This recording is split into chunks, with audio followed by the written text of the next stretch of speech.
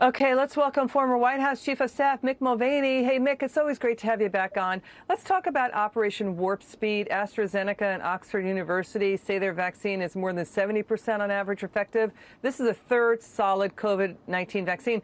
But Dr. Moncef Slaoui, he's the top advisor to Operation Warp Speed. Do you agree with him that the fight for a vaccine has gotten too politicized, too many political attacks on it, that it's distracting and interfering and delaying when life can return to normal? What do you think?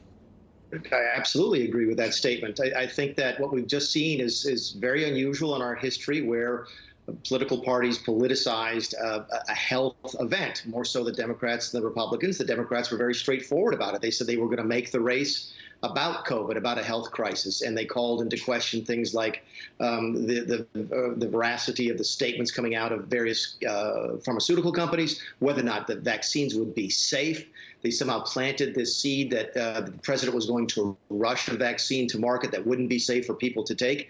That's extreme in our history. The good news is the vaccines are here much sooner than people probably would have expected them to be. I know it's been a long time, Liz, and I know it's been almost now a year, but that's a very short period of time when it comes to vaccines. Typically, you're looking at 2 to 3 years. So what the Project Warp Speed and the privately run pharmaceutical companies, let's not get lost on that, by the way, that these are companies that are operating in the private sector. These are not government-owned entities, as they are in other parts of the world, are the ones that have brought this vaccine to market or getting ready to bring it to market. Story. Yeah, now we're hearing Americans could be vaccinated maybe the first or even the second week of December. And Dr. Slaoui is saying life in America could return to normal by April or May. So he's saying he may not continue to do his job. I mean, that's where Dr. Moncef Slaoui is at right now, Mick. I mean, he's talking about unfavorable media coverage that he warned about in the summer was coming in and delaying delivery. He's talking at MSNBC, CNN, Senator Kamala Harris saying you can't trust a vaccine developed under the Trump administration. That's how bad he's saying the attacks gotten even worse. What do you think, Mick? No, it's a shame, to the point where you can't do your job in this country sometimes now without politics having entered into. What you just saw is somebody who said, look, I want to do my job.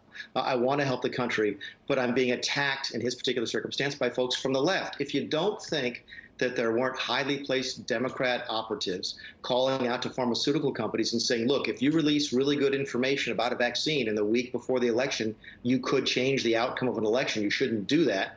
Then you're just not paying attention to the way the country works right now. It's wrong.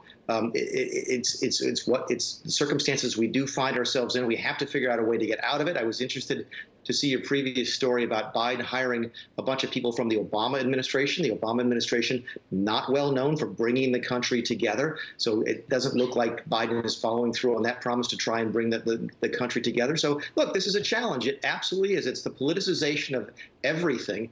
And when you worry about whether or not a vaccine is going to be safe or not because of politics, that's a bad place to be in this country. Yeah, and more than 4 out of 10 say they won't take the vaccine, according to a new poll. I mean, we had New York State Governor Andrew Cuomo basically talking against any rollout under President Trump.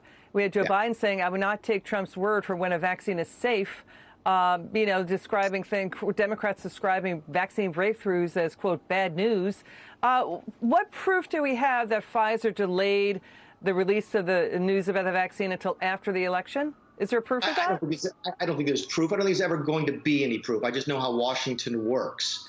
So, and there's the pressure that is on these publicly traded companies, especially on these companies that have public brands, to not help President Trump is going to be and has been especially considerable. What you're going to hear, though, now that assuming that Vice President Biden becomes the next president, is you're going to hear the Democrats change their tone, and that the same vaccine that comes out in January that might have come out in November is going to be safe.